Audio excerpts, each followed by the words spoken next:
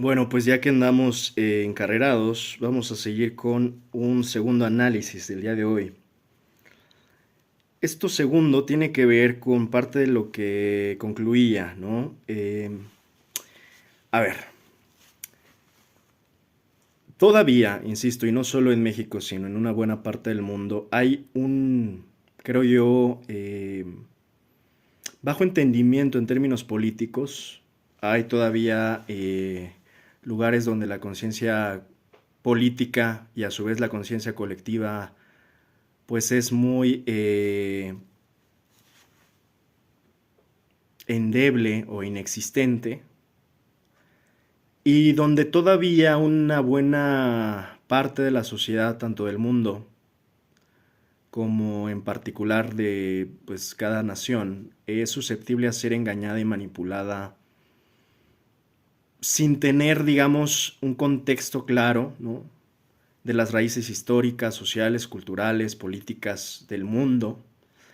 Y esto se vuelve muy peligroso precisamente porque puede llegar cualquier día cualquiera, darte un discurso, pues ya ni siquiera, y eso está peor que nunca, porque antes como quiera veías que se esforzaban un poquito en sus discursos hasta los propios políticos. Hoy ya, primero, cualquiera es político, pero segundo, ya cualquier político te da cualquier discurso. O sea, insisto, en otras épocas había hasta un esmero mayor en el tipo de discursos que te daban. En estos tiempos de posverdad, ya ni eso. En este sentido, lo que quiero comentar el día de hoy tiene que ver con, más allá de partidos, más allá incluso de posturas políticas, más allá del espectro político en donde espero sí medio te ubiques, ¿no? Más allá de la izquierda y la derecha. Lo que quiero decir es que el mundo ya se está prácticamente explicando en términos mucho más profundos, donde la sociedad creo que sí tiene la responsabilidad y la necesidad a la vez de elegir en qué lado está. De momento no voy a escuchar a los discursos buenaonditas ni a los que te dicen, como en estos discursos estilo Miss Universo, que el mundo debe de haber paz y no debe de haber división y todo debe de ser unidad. Porque si bien son discursos muy bonitos y románticos, lo complicado es aterrizarlos en la realidad. Eh, Además que yo incluso considero que hasta para la utopía debe de haber cierto fundamento. No puedes hacer utopía del viento nada más. Entonces, la utopía, yo soy de los que defienden la utopía, incluso a veces podría rayar hasta cierto punto en lo idealista, en mis posturas políticas. No siempre soy como materialista, como de rigor. Puedo por ahí entremezclar lo idealista y lo materialista, pero también creo que hay absurdos, ¿no? Y estos absurdos creo que son precisamente estos discursos de Disneylandia, o discursos de Miss Universo, o discursos de los Tuluminatis, ¿no? Que todo lo quieren ver como paz y amor, como si fueran... Te dicen estos discursos como si ellos fueran Gandhi, casi casi, ¿no? Y creo que ya rayar en el absurdo me parece también un exceso que hay que evitar. Si me preguntaran hoy en qué está dividido políticamente el grupo, les podría decir que sin que se quiebren demasiado la cabeza en ismos, cabe decir que me encanta esta canción de Al lado del camino de Fito Páez, donde yo mismo digo que yo renuncié a todos los ismos. A mí ya esto de meterme o encasillarme o etiquetarme en los ismos, creo que es algo en lo que ya, al menos siento que ya superé ese fetiche, esa fijación por querernos etiquetar en ismos. Creo que es una etapa, al menos mía, ya superada, ¿no? Creo que si bien puedo leer los ismos, puedo estudiar incluso los ismos, definirme en los ismos me parece por momentos ya innecesario y más en estos tiempos donde creo que en verdad ya es totalmente innecesario. incluso hasta en términos prácticos, siendo honestos. ¿A qué me refiero cuando digo ismos? Pues que me podrás hablar de capitalismo, de comunismo, de socialismo, de hinduismo, de cristianismo, de judaísmo, de ateísmo. Y la verdad es que por momentos digo, bueno, estudio el concepto, pero por momentos ya no me obsesiono ni me defino por momentos en conceptos que pueden explicar mucho, pero a la vez también ser conceptos sumamente vacíos. Más en un mundo como este, en donde parece ser que ya no alcanzamos a ver si acaso cuál es el verdadero ismo. Pero hay una razón fundamental, y no es un tema de superioridad intelectual, en donde yo me sienta por encima del resto, en quererme salir de los ismos, y es este argumento. ¿Por qué me niego a etiquetarme o definirme en los ismos? Pues principalmente porque los sismos generalmente te pueden llevar a uno de los peores, a su vez, que es el extremismo. No importa en qué ismo estés. Puede ser capitalismo, judaísmo, comunismo, socialismo, you name it. Nombra el ismo que más te guste. Ese ismo, si no tienes claridad y equilibrio, y capacidad crítica y de discernimiento para poderte autoanalizar, autocriticar y ver en un espejo, ese ismo te puede llevar a un extremismo. Y ese es el ismo que yo más evito, para que me entiendan. No es un tema de que yo no, por ejemplo, tenga una cierta simpatía o afinidad, por ejemplo, con el ateísmo. Yo me considero hasta hoy todavía un hombre sin Dios, aunque puedo llegar a hablar de él, puedo llegar a tener mis teorías, puedo llegar a creer en la espiritualidad, cosa que veo muy distinta, ¿no? También el tema de religiones y espiritualidad, yo sí creo que hay una diferencia, y como siempre he dicho, cuando me dicen, oye, pero tú no crees en Dios, les digo con franca respuesta, bueno, si creo en uno, ¿por qué no creer en dos? Y si creo en dos, ¿por qué no creer en tres? Y si creo en tres, ¿por qué no creer en todos? Entonces, si voy a creer en uno, yo no me voy a poder casar con tu Dios, porque es muy curioso cómo los religiosos de la religión que tú quieras, precisamente porque caen en eso que acabo de criticar, que es el extremismo, vienen y te preguntan, a mí que no saben que soy ateo, se hace que llegue un mormón, judío, cristiano, evangélico, protestante, lo que tú quieras, de la que anda muy polémica ahora, estos de la luz del mundo, testigos de Jehová y compañía, que llegan y te dicen, oye, ¿tú crees en Dios? Y yo, estás empezando muy agresivo, amigo. O sea, hold your horses, motherfucker, motherfucker, para que no me censuren. Pero si es como, hold your horses, motherfucker, o sea, es como, calma tus caballos de fuerza del fanatismo, porque estás asumiendo de inicio que ya hay un Dios. Antes de que yo te conteste, amigo, antes de que yo siquiera te diga una sola palabra, tú ya estás en tu propia pregunta asumiendo que hay un Dios. ¿Por qué no me preguntó, oye, ¿y tú crees en una diosa? ¿Tú crees en diosas? ¿Por qué no me preguntó, ¿tú crees en dioses? No habló ni en femenino ni en plural, habló en uno y en singular y masculino. Y te dice, oye, y no saben generalmente, porque no saben, obviamente yo no traigo una pinche etiqueta, ¿no? De soy ateo. Pero llegan y te dicen, oye, ¿tú crees en Dios? Y te digo, antes de contestar, y no contesto generalmente, o contesto con un par de líneas básicas de ¿cuál Dios, por ejemplo, no? O sea, porque hay como 1000 y tantos. O sea, hay como 1000 caras de Dios. Y Dios tiene como 1000 nombres en el mundo, dependiendo de dónde hayas nacido, probablemente. O sea, y es muy probablemente que estas personas creen en ese Dios porque nacieron en ciertos lugares, con ciertas condiciones, en ciertas familias, con creencias preexistentes y si no se le quiere llamar prejuicios y si no se le quiere llamar creencias de gente, verdad, ¿no? Voy a tratar de ser lo más respetuoso porque justo de aquí ya próximamente vamos a hablar del tema religioso, por fin. Me lo habían estado pidiendo algunos alumnos y ya lo vamos a comentar. En este sentido, yo diría, reformula tu pregunta, amigo. Al menos para salirnos un poco del fanatismo, porque obviamente empiezan desde su fanatismo a imponerte una pregunta en la cual te encasillan en la respuesta como de sí o no, para que entonces si les dices no te empiecen a hablar de su Dios y te quieran convencer y adoctrinar como los adoctrinaron a ellos. En esta borregada sin conciencia, descerebrada, sí, with all due respect, con todo respeto y no, pero es algo que desde hace mucho hemos permitido, al grado que creo yo hoy ya no tiene solución.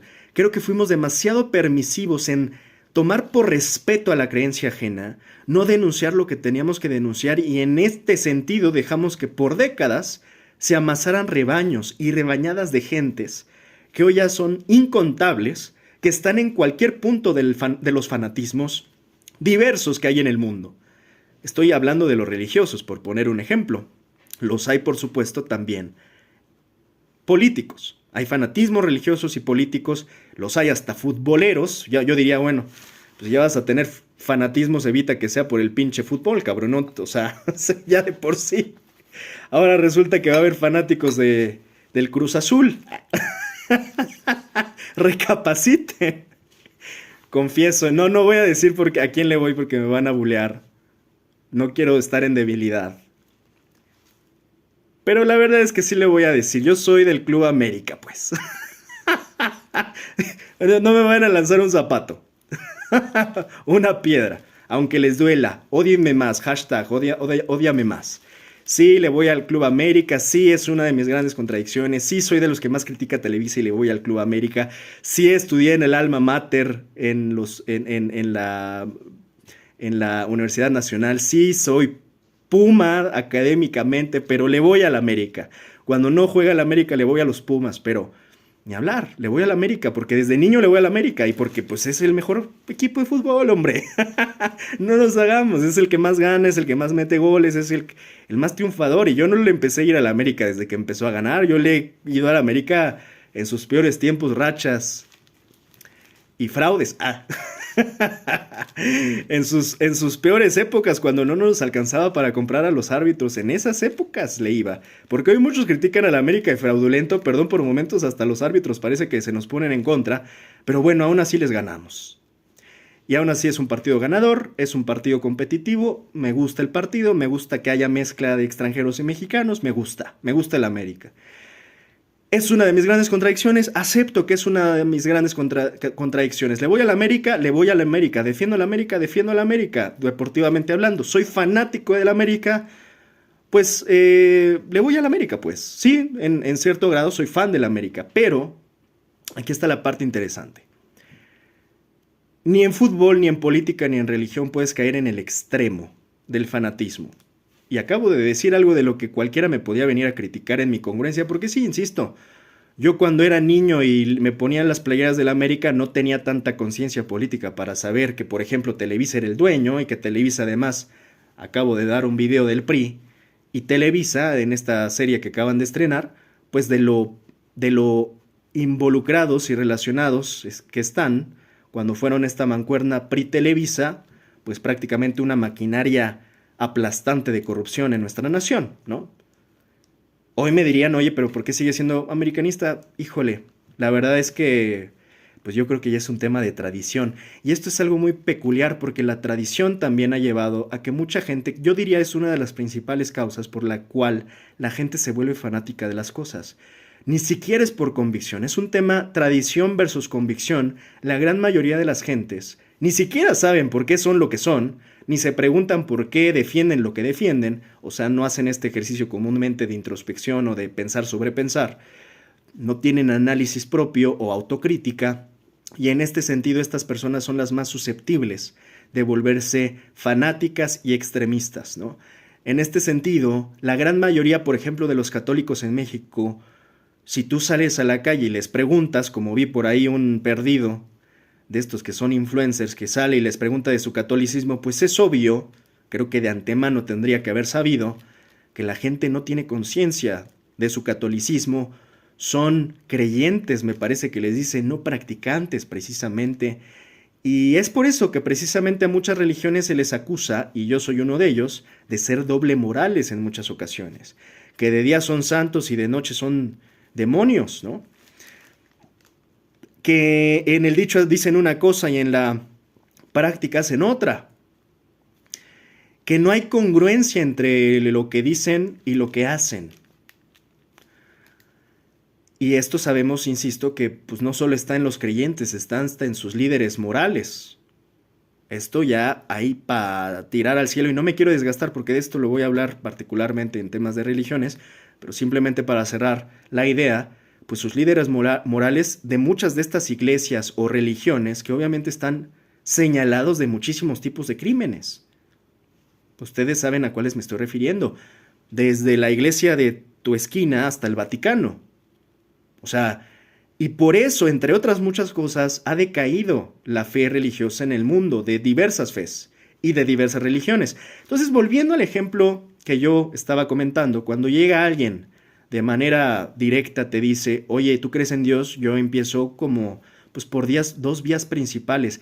Si es que tengo tiempo, y ganas, porque la verdad es que generalmente le digo, sí, mijo, sí creo en Dios, en el que tú crees también y viva Cristo Rey. O sea, nos vemos, cuídate, chao, Dios te bendiga en el nombre del Padre, del Hijo, del Espíritu Santo, in nomine Patri, Filii, Spiritus Sancti, amén, ¿no? Exorcismo, vámonos. Padre nuestro, por mi culpa, un mea culpa, exorcismo y llégale, ¿no? Ya, perdón, me voy a controlar porque hoy no es el día de la religión. Pero este caso me sirve muy bien para ejemplificar. Entonces ya rápido. Llegan y te dicen, ¿crees en Dios? Pues te diría, ¿cuál Dios? Dime de cuál Dios estás hablando, porque te digo, empiezan asumiendo que su Dios es el único Dios y su verdad es la única verdad y desde ahí ya vamos mal, ¿no? Empezamos mal. Entonces es, ¿cuál Dios? ¿Y por qué no me preguntó cuál de todos los dioses? O sea, ¿cuál de todos los dioses y por qué me lo pregunta en singular y en masculino y no en plural y en femenino, por ejemplo? ¿Por qué no me pregunte, oye, ¿tú crees en las diosas griegas? Yo le diría, pero por supuesto, hermano, están que se caen. Están que se caen de griegas.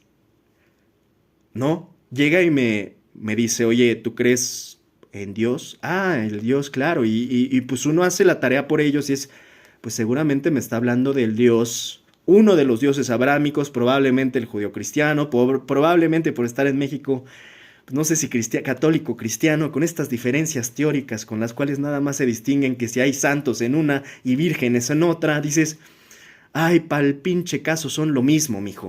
O sea, si quieres una verdad, que te conteste con verdad, y mi verdad, te diría, güey, pa'l pinche caso es lo mismo, cabrón. En un lado tienen más greñas, en otro tienen circuncisiones. ¿Qué quieres que te diga, brother? En unos no los dejan tomar café, en unos no los dejan coger, en unos no los dejan ponerse protección al tener sexo, en unos critican a los homosexuales, en otros critican a los negros. Mijo, tú dime, ¿cuál de esta lista que te traigo me vas a prohibir? ¿Cuáles son tus 10 mandamientos? A ver, o son 15, o son 6, o son 10 pero negociables.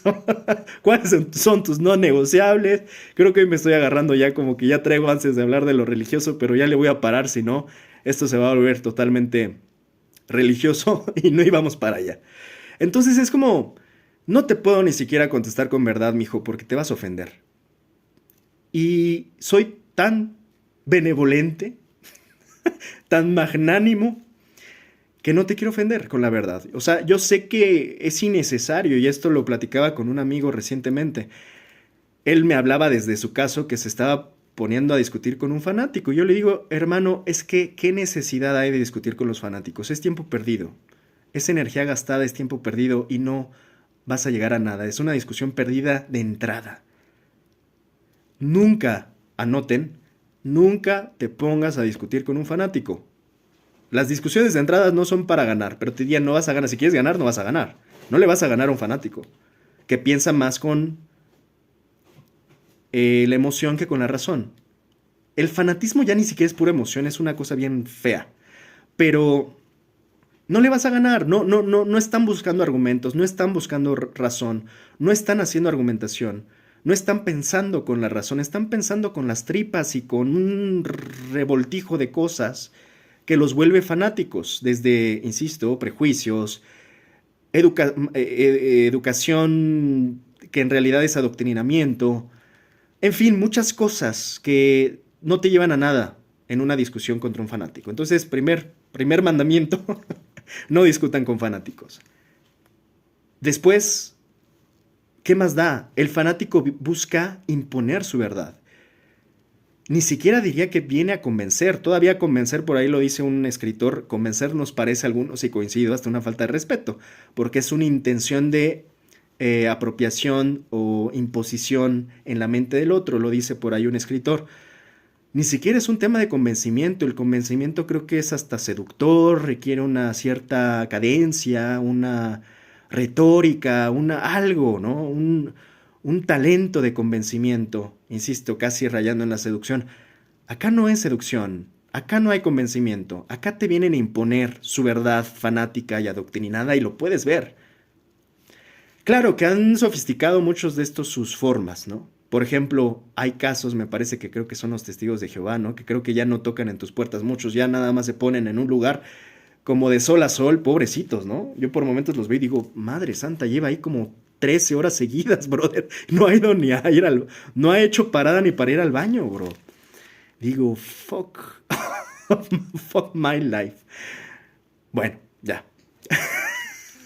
Perdón. Pero sí dices, güey, o sea, qué cabrón, qué fervor, ¿no? Cuánta fe, pero no es fe. Es fanatismo disfrazado de fe. Pero bueno, de eso ya hablaremos después. Ahora sí, ya volviendo al punto, que no era religioso, era político. Por eso renuncio a los ismos. Por eso no considero correcto ningún ismo y por eso me encanta la canción de Fito. Porque es como, yo ya no pertenezco a ningún ismo, me considero vivo y enterrado. Yo puse las canciones en tu Walkman, el tiempo a mí me puso en otro lado. Querer hacer lo que es y no debido, querer hacer el bien y hacer el daño. No olvides que el perdón es lo divino y errar, hermano humano, a veces, en efecto, suele ser humano. No es bueno nunca hacerse de enemigos que no estén a la altura del conflicto. Para mí es casi un mantra, la película de Al lado del camino, de un artista argentino maravilloso como Fito, que además te da el mantra y te toca el piano y tiene esta poesía preciosa en esta lírica, que afortunadamente no es cristiana, es humana, la canción de Fito Páez. No pertenezco a ningún ismo implica, y yo de verdad que hago mía esa frase, porque la vivo. O sea, yo ya no quiero ser el tipo que te defiende fanáticamente el comunismo, ni fanáticamente el capitalismo, ni mucho menos, aunque no caigamos en ismos, tampoco ser del lado de los onzoneguis, que acabo de mencionar hace un par de semanas. Tampoco ser de los falsos, de los hipócritas, de los que se ponen máscaras, de los que dicen ser una cosa y son otra, de los que dicen aborrecer unas cosas pero defienden otras que son igualmente aborrecibles. No caigamos en estos intermedios ni de los fanáticos ni de los falsos, porque ninguno de esas opciones es correcta. Yo creo que cada quien tiene que buscar construir su propia verdad a partir, pues yo diría de sabiduría y honestidad y justicia, si puedes, haz tu verdad a partir de ahí. Desafortunadamente, en la gran mayoría de los casos tenemos gente que está únicamente adoctrinada, únicamente catequizada, colonizada de la mente, pero que no ha pensado realmente sus propios pensamientos de manera libre, crítica y coherente. Es raro que te encuentres una persona que tenga en verdad un criterio propio dentro de lo que se puede. Porque no olvidemos, como lo dice Foucault, que en estas especies de peceras que llamamos sociedad, pues también todo nos influye, ¿no? O sea, al final la cultura no es algo que surgió ayer o surgió a partir de que nosotros existimos, como más bien a partir de que nosotros nacimos, ¿no? No se inventó la cultura el día de tu cumpleaños. Llegamos y ya existen, ya hay cultura antes de nosotros ya hubo griegos, antes de nosotros ya hubo romanos, antes de nosotros ya hubo turcos, antes de nosotros ya hubo mayas, antes de nosotros hubo egipcios. No se inventa la cultura cuando llegamos. Entonces, sí, hay estímulos externos, sí, pero también hay, o sea, al final no olvides que tu mente es probablemente lo único que puedes defender y lo único que probablemente puedes decir, y esto estoy arriesgándome porque en estos tiempos ya es complicado, pero todavía creo que puedes defender y por momentos eso es lo que uno intenta cuando enseña. Enseñamos a blindar tu mente de los estímulos externos. Enseñamos a que tú seas dueño de tus propios pensamientos. Enseñamos a que te hagas dueño de tu propia mente y de que defiendas tu mente de la colonización externa, de la adoctrinamiento externo, que defiendas a tu mente de otros que se quieren adueñar de tu mente. Y hay muchísimos en esto, estaba hablando de los sismos, pero en estos tiempos también están las posverdades, en estos tiempos están las inteligencias artificiales, en fin, hay muchas amenazas que se quieren hacer de tu mente, de tu control mental, y ya no te cuento lo que viene después. Y desafortunadamente hasta en las operaciones que yo muchas veces hablo, ¿no? Estas PsyOps, operaciones psicológicas de la CIA y demás. Desde hace ya décadas los sistemas se van adueñando de nuestras mentes y ni nos damos cuenta. Se adueñan desde estas estrategias de operaciones psicológicas hasta en la forma en que nos tienen totalmente adoctrinados y, ¿cómo se llama esto de Pavlov? Condicionados con el tema de las redes sociales. Casi casi nos están haciendo salivar como los perros cuando vemos un like, cuando vemos un follower, todos los influencers que ya por momentos parece que sus vidas son las redes sociales, que su vida está en los espacios virtuales y ya no saben en dónde está la línea entre las cosas virtuales y las realidades. Todas estas cosas se han ido poco a poco adueñando de espacios de nuestra mente. Lo que de alguna manera necesitamos es liberar nuestra mente. Primeramente y después volvernos conscientes. Ahora la conciencia también tiene un precio, la conciencia también es dolorosa, la conciencia, sobre todo en el sentido de la verdad, no es tan fácil. Pero a lo que voy es, tenemos que empezar en algo. Y yo diría, hoy solamente el comentario tiene que ver con la renuncia de los ismos, para finalmente yo explicarles a qué me refiero cuando digo que yo no quiero pertenecer a un ismo, no porque tal vez tenga, insisto, yo por ejemplo, si tuviera que elegir uno de estos, diría que soy ateo en ese sentido, pues voy hacia el ateísmo, pero no me caso con el ateísmo, no me fanatizo con el ateísmo, incluso dejo un enorme espacio, ya lo hablaré después, en mi concepción de Dios. Yo puedo ir entendiendo o teniendo mucho mayor afinidad al Dios de Spinoza, de Baruch Spinoza, como lo decía Einstein, o por ahí a las teorías de Jacobo Greenberg, o por ahí a las teorías de Stephen Hawking, de decir, bueno, hoy le llamamos Dios a los espacios en donde todavía la ciencia no entiende, pero puede que ahí, justamente en ese mínimo espacio, exista Dios.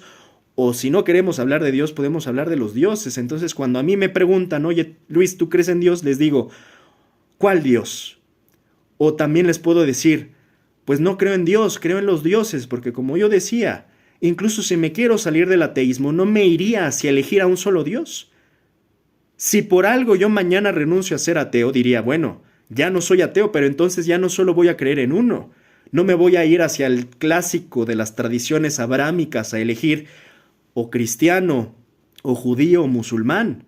Yo diría, a ver, no te voy a defender ni a tus profetas, ni a tus dioses que consideras únicos y exclusivos y dueños de toda la verdad.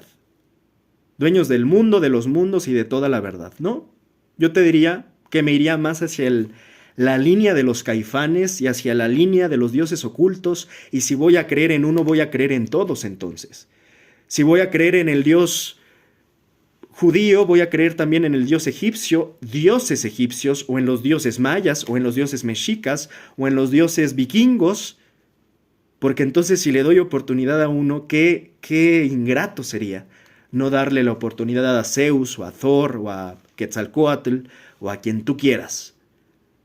Y eso, si te das cuenta, este simple rompimiento del marco en el que te quieren encasillar, la caja en la que te quieren meter, casi de a fuerza, hace que, como puedes ver, tu visión, tu amplitud, tu perspectiva, tu potencial de entender y ver las cosas, pues sea ilimitado. Porque entonces parece ser que ya dejamos de pasar de las verdades absolutas a las verdades posibles, a que muchas cosas pueden ser verdades de diversas maneras, de diversas perspectivas. Se pueden entrecruzar las cosas. Yo no lo quería comentar tan rápido, pero sí empiezo justamente explicando hasta esta concepción. Por ejemplo, Oppenheimer me agradaba porque además de científico tenía, creo yo, una complejidad interesante para tener un pensamiento muy diverso, ¿no? Él no se consideraba como tal judío, incluso estudiaba temas de sánscrito, y esto le permitía tener una amplitud no solo en la ciencia, no solo en la física, sino en otras cosas. Incluso esta frase clásica de soy la muerte, ¿no? El destructor de los mundos, tiene concepciones muy profundas que cualquier judío diría eso no se puede decir. Y eso se debe a que Oppenheimer rompió ese molde de decir, a ver, el judaísmo me quiere solo en esta línea. Bueno, yo, ¿qué crees? Voy a leer un poco de sánscrito y en una de esas hasta lo practico. Bueno, fuera de esto, lo que quería decir es que precisamente me acordé de Oppenheimer porque Heisenberg, que pues era uno de sus grandes competidores, el físico alemán, tiene una frase que me gusta mucho.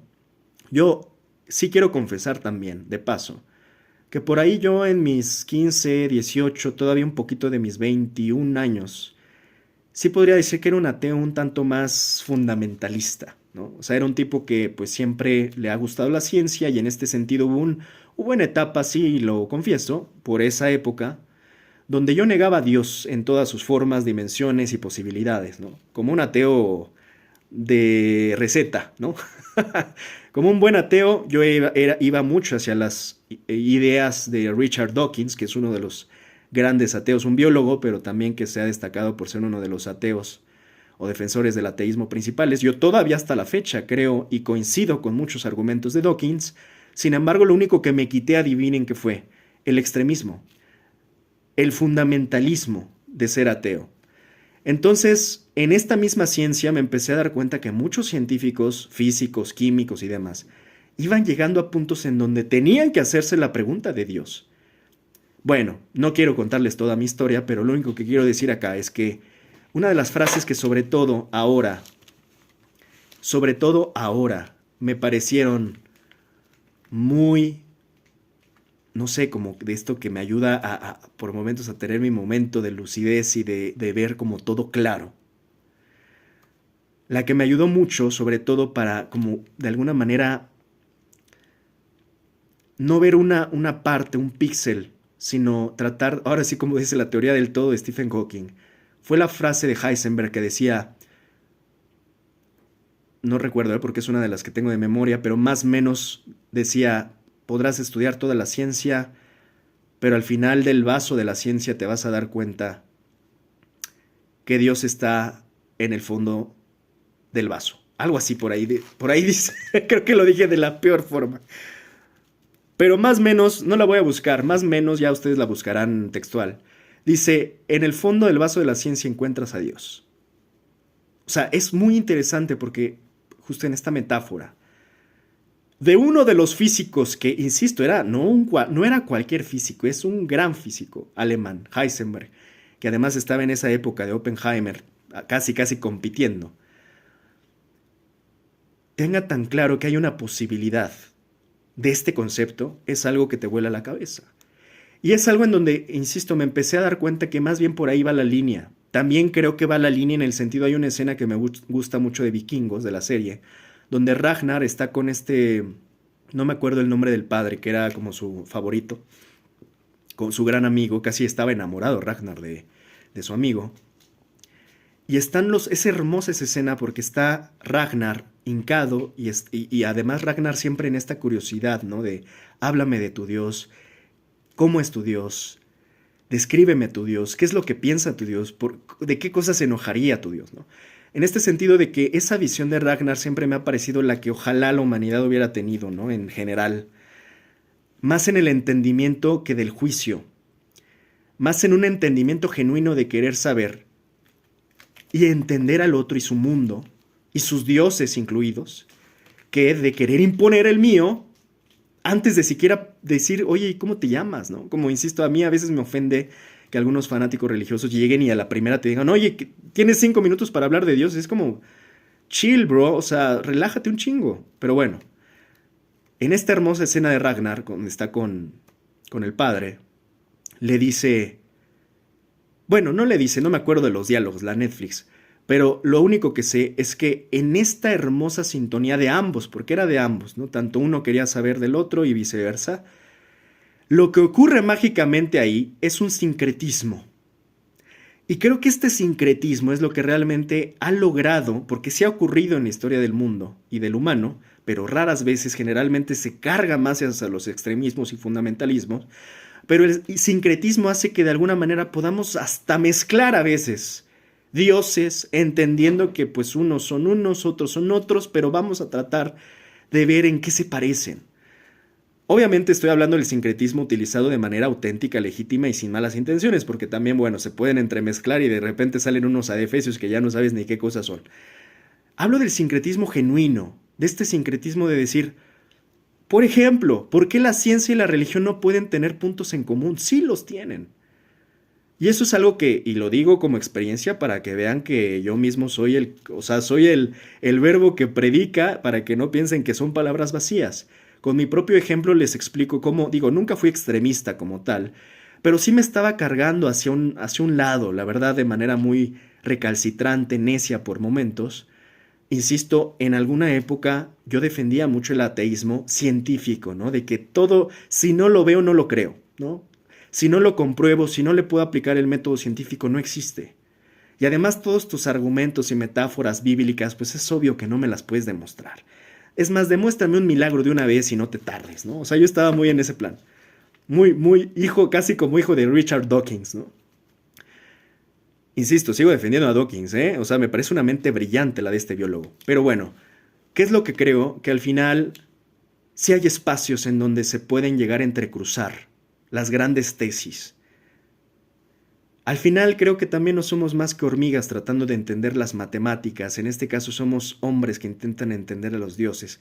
¿Tú crees que nuestra mente en verdad en esta soberbia tendrá la capacidad, porque nos creemos capaces, en esta soberbia de que creemos que el humano lo puede todo? Pero ¿por qué esta metáfora o paralelo de, pues, bueno, ¿por qué las hormigas no hacen matemáticas? ¿Por qué las hormigas no dan una cátedra de física cuántica? Pues nos puede asemejar por qué tal vez el humano no logra entender la mente de Dios, simplemente. Y por momentos creo que hasta lo más sano y saludable es, ok, cree en lo que tú quieras, pero no te obsesiones en tratar de entender la mente de Dios. Sea que seas el papa, el más religioso del mundo, o el científico, o el físico más científico del mundo, ya sea que seas el más religioso o el más científico, vamos a tratar de aceptar que tal vez nunca podamos entender la mente de Dios, por más debates que haya entre ciencia y religión. Pero lo que sí nos creo que nos puede llegar a ayudar como humanidad es entender que puede haber espacios en donde la ciencia y la religión, no todos, porque también hay unas partes tramposas de la religión. Bueno, termino la idea. Hay partes donde pueden entrecruzarse, hay nodos, hay puntos de unión, sí, hay cruces entre ciencia y religión, hay pequeños espacios donde podemos decir, ahí puede estar Dios, o los dioses, o las diosas, o un dios negro, o una diosa, una mujer negra, que en una de esas igual es la diosa, que como sabemos que no es la típica imagen del barbudo en la cruz, y tal vez es una mujer negra la que es la verdadera diosa del mundo. No lo sabemos. Y mientras no lo sepamos, pues creo que todas las posibilidades existen. Pero lo que iba a decir en el paréntesis es, también hay una trampa religiosa, que insisto ya hablaré próximamente, donde la religión, como no lo puso explícitamente, por ejemplo, como no explicaron las teorías de cuerdas y como nada más había cielo y tierra y no había tantos multiversos, pues ahora como que quieren decir, no, pero sí lo dice ahí, o sea, digo, no lo dice tan exactamente, pero sí lo considera la Biblia, El Viejo Testamento sí como que ahí lo dice, no exactamente, no habla de teoría de cuerdas, ni de hoyos negros en el espacio, pero sí lo mencionan por ahí, ¿no? O sea, como que lo que está pasando, y lo digo breve, sobre todo de manera tramposa por parte de las religiones, es que ahora intentan actualizar sus discursos religiosos conforme vaya avanzando la ciencia. Entonces como que a veces tratan de meter dos que tres cosillas y diciendo, no, sí, sí, aquí está clarísimo en la Biblia. Miren, aquí dicen, de hecho la teoría de Stephen Hawking aquí viene. O sea, casi caen en ese absurdo, ¿no? En esta competencia donde la verdad la lleva perdiendo las religiones porque tratan ya de parecerse a la ciencia. Eso yo diría, eso es desleal. O sea, yo lo que digo aquí, a ver, son dos vasos. El vaso de la ciencia y el vaso de la religión en sus doctrinas y en sus métodos van por caminos muy distintos. De hecho, desde ahí en los debates las religiones cometen el error de irse por el tema de las pruebas. Mijo, nunca le vas a ganar a la ciencia en los temas de las pruebas. La ciencia a eso se dedica, de eso va su metodología, de la prueba, del experimento. La religión está perdiendo porque se trata de parecer a la ciencia, ¿no? Y desde que se mete en ese terreno va perdiendo, ¿no? En el tema de las evidencias, por ejemplo. Desde que un religioso te trata de demostrar la existencia de Dios, ya perdió. Y por eso es que luego se enfrascan en los argumentos circulares de, ah, bueno, pero ¿cómo sabes que lo que yo creo no existe? Y es como, pues es que no te puedo probar la inexistencia de algo. O sea, y además jugando con esto de, pero es que yo lo siento. Si yo llego un día a un debate y te digo, mira, yo estoy sintiendo en este momento el milagro de Dios en mi interior, yo te diría, verde, güey, pues qué chingón, pero ¿cómo quieres que te lo demuestre? O sea, ¿cómo lo vamos a comprobar? Pues no sé, güey. Y esas son a veces las trampas que utilizan los religiosos de, es que solo yo estoy sintiendo la presencia de Dios en mi interior, es algo que tú no puedes entender porque tú eres científico, hijo de Satanás. Y solo yo puedo entender este cuerpo divino que me está inundando las venas y la sangre y el milagro de Dios. Dices, güey, ¿cómo le compites a eso, cabrón, utilizando la razón? Utilizando argumentos científicos, no puedes. Entonces, la religión es tramposa muchas veces en este tipo de debates porque siempre se sale por la tangente ocupando trampas, trampillas, con tal de tener la verdad y la razón, ¿no?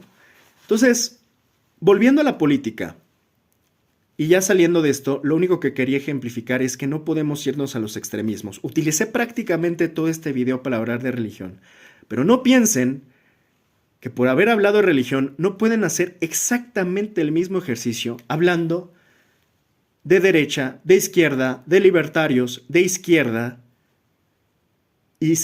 ¿cómo le dice Milei? Estos izquierdos de mierda. Bueno, ya no le pongan religión, pongan lo que ustedes quieran, políticamente hablando. El mensaje, y ya llegamos a la conclusión del día de hoy, es que curiosamente, a pesar de que me la pasé hablando de religión, lo que les quiero dar a entender cuando les digo que renuncian a los extremismos, y si pueden también a los ismos, es que además hoy la política ya solamente se trata de dos cosas. Ya dejamos de hablar de religión. En temas políticos, el mundo, por eso es que no hablé de política, porque en realidad ya la política, los ismos están casi caducando o quedando muy obsoletos en un mundo que no estamos terminando de entender al día de hoy. Este mundo en qué consiste básicamente, sobre todo en términos políticos, en que solamente hay dos lados. Si te quieres poner un ismo, no son esos en los que te estás etiquetando. Si quieres definirte en términos políticos, y lo quiero adelantar muy claro y terminar de concluir, solamente hay dos bandos, para que me entiendas. Y estos bandos políticos en el mundo de hoy solamente son el bando de los psicópatas y por el otro lado, el bando de los empáticos. No hay más, no le busques. Son estos dos bandos los que hoy están definiendo la política del mundo. Perdón, si tú me dices, no, pero es que ¿cómo puedes reducir todo lo que está pasando si la ultraderecha y el libertarianismo y mi ideología socialista o comunista o izquierdista o anarquista o neoliberal o capitalista, no cabe en ninguno de esas dos opciones? Yo te diría, sí, sí cabe. Si le buscas, si le rascas, si le entiendes y de hecho incluso si profundizas, te vas a terminar de dar cuenta que sí, a eso se resume. No importa en qué ismo político estés, si en capitalismo, comunismo, socialismo, libertarianismo, neoliberalismo o lo que tú quieras, anarquismo. Al final el fascismo, que de hecho por eso es que hoy más que nunca nos podemos situar en dos extremos.